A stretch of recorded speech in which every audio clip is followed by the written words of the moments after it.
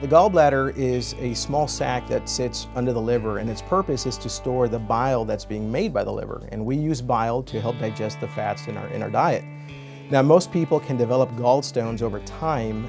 As these stones move within the gallbladder and out to the cystic duct and out to the common bile duct, they create pain. But typically what happens is that the gallstones can get lodged within the cystic duct, and that creates an obstruction. So then what happens is that the gallbladder wall can become inflamed and swollen, and then this leads to an infection.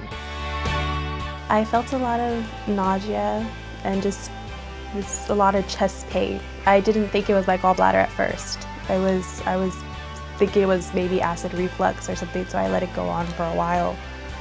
When Dr. Rodriguez saw me for the first time, it was my first day of work, and I let him know that I wasn't feeling too good. He saw me and he found out that it might be gallstones. So I decided to do an examination on her, and on exam she had a swelling on the right upper quadrant of her abdomen. It was exquisitely tender, which made me think of a gallbladder disease. So we decided to do an ultrasound here in the clinic, and it did confirm my suspicion. She had an inflamed gallbladder wall, and she had a gallstone lodged within the cystic duct. I decided to go ahead and admit her to the hospital. I did start her on some IV fluids, some IV antibiotics, and consulted a surgeon. So that same day, the surgeon evaluated her and took her to the OR. She underwent a laparoscopic cholecystectomy, which is removal of the gallbladder, and she did well post-operatively. She was ready to go home within a couple of days.